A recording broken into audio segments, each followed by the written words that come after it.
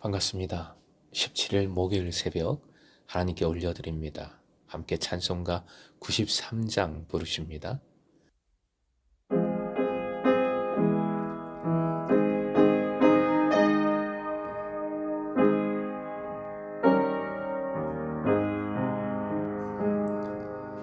예수는 나의 힘이요 내 생명 되시니 그 주 예수 떠나 살면 죄 중에 빠지리 눈물이 앞을 가리고 내 맘에 근심 쌓일 때 위로하고 힘주시리 주 예수. 예수는 나의 힘이요 내 소망 되시니 이 세상을 떠나갈 때 곧 영생 얻으리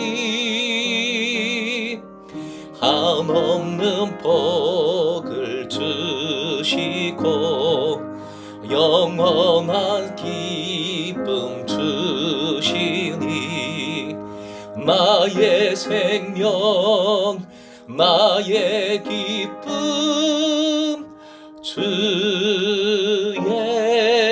예수.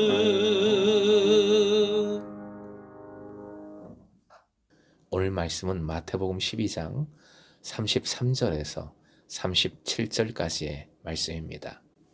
오늘 다 아시다시피 수능일입니다. 수능을 치는 이 땅의 젊은이들을 위해 기도해 주실 뿐만 아니라 무엇보다 우리 공동체의 자녀들을 위해서 기억해 주시고 기도해 주시기를 부탁을 드립니다. 마태복음 12장 33절에서 37절까지 함께 읽겠습니다. 나무도 좋고 실과도 좋다 하든지 나무도 좋지 않고 실과도 좋지 않다 하든지 하라. 그 실과로 나무를 아느니라. 독사의 자식들아 너희는 악하니 어떻게 선한 말을 할 수 있느냐?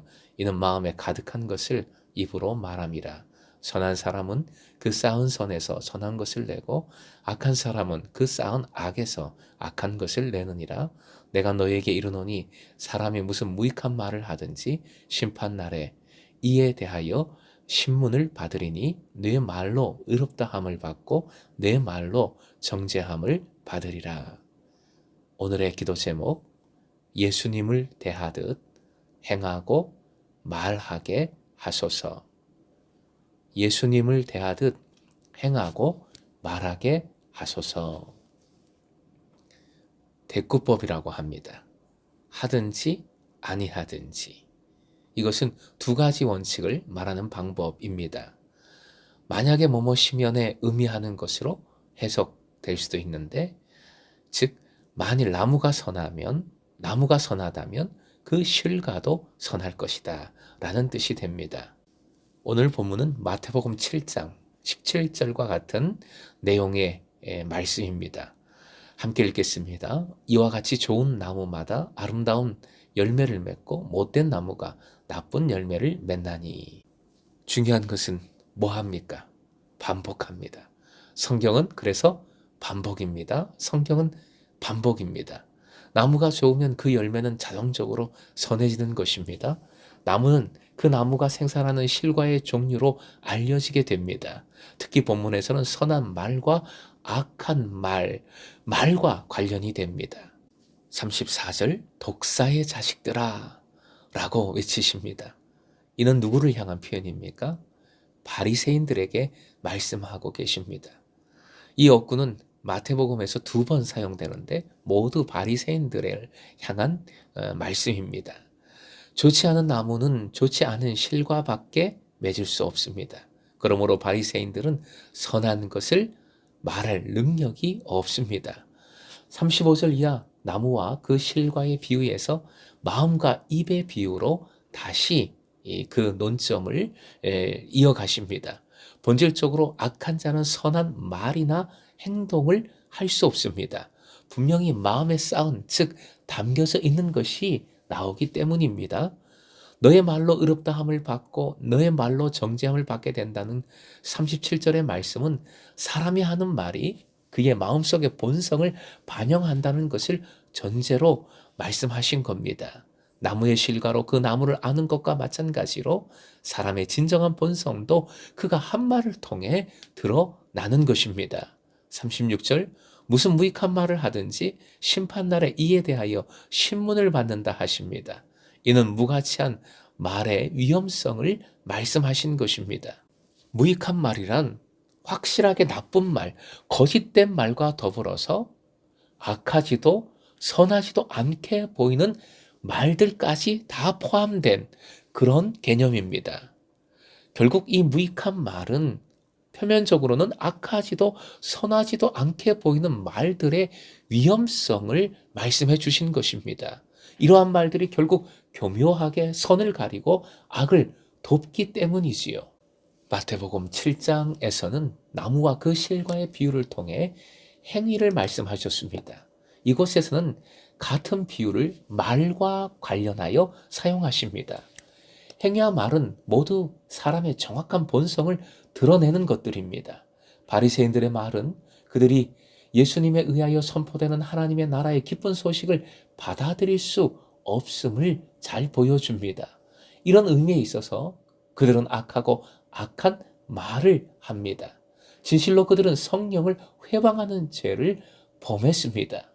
오늘 본문은 모든 말의 중요성에 주의를 환기시키고 악한 말뿐만 아니라 책임 없는 말이나 경솔한 말들까지 그 모든 말, 무익한 말에 대한 경고의 말씀입니다.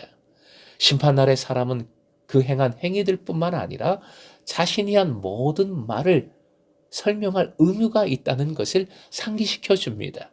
그리스도인들도 예외는 아닐 것입니다. 의는 항상 말과 행동 모두를 통해 이루어집니다. 나타나는 것이기 때문입니다. 골로새 3장 17절은 그것을 잘 보여주시오. 함께 읽겠습니다. 그리고 말이든 행동이든 무엇을 하든지 모든 것을 주 예수의 이름으로 하고 그분에게서 힘을 얻어서 하나님 아버지께 감사를 드리십시오. 그런데 이 구절 다음에 이어지는 말씀들이 중요합니다. 어떤 말씀들이 이어지는지 기억하십니까? 제가 그 다음 말씀들을 그냥 쭉 읽어드립니다. 아내된 이 여러분, 남편에게 순종하십시오. 이것이 주님 안에서 합당한 일입니다. 남편된 이 여러분, 아내를 사랑하십시오. 아내를 모질게 대하지 마십시오. 자녀된 이 여러분, 모든 일에 부모에게 복종하십시오. 이것이 주님을 기쁘게 해드리는 일입니다.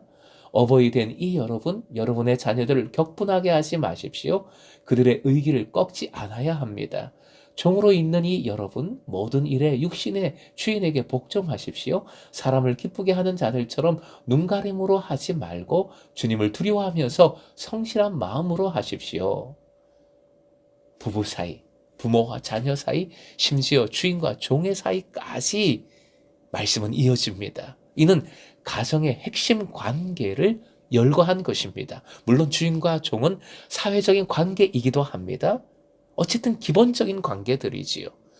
그리스도인들의 선한 말과 행동은 무슨 세계 평화나 대통령이 되기 위한 그런 것들이 아니라 그 사람의 가장 기본적인 삶의 터전 그리고 기본적인 관계를 위한 것임을 기억해야 하겠습니다. 결국 그리스도인들의 행위와 말은 예수 그리스도를 통한 하나님과의 관계에서 나옵니다. 물가에 심기운 나무처럼 예수 그리스도를 통하여 하나님께 뿌리를 둔 사람은 그 행위와 말에 있어서 예수 그리스도의 행위와 말이 나타납니다. 그러기에 그는 다른 사람과 하는 말과 행동을 주님과의 관계처럼 말하고 행하게 됩니다. 예수님께 하듯 행하고 말하는 것이지요. 골로새서 3장 23절 24절 함께 결론적인 말씀인데요. 읽겠습니다. 무슨 일을 하든지 사람에게 하듯이 하지 말고 주님께 하듯이 진심으로 하십시오. 여러분은 주님께 유산을 상으로 받는다는 사실을 기억하십시오. 여러분이 섬기는 분은 주 그리스도이십니다.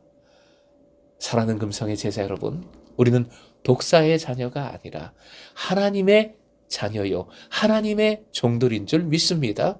오늘도 우리 주 예수 그리스도를 섬기듯 행하고 말하십시다.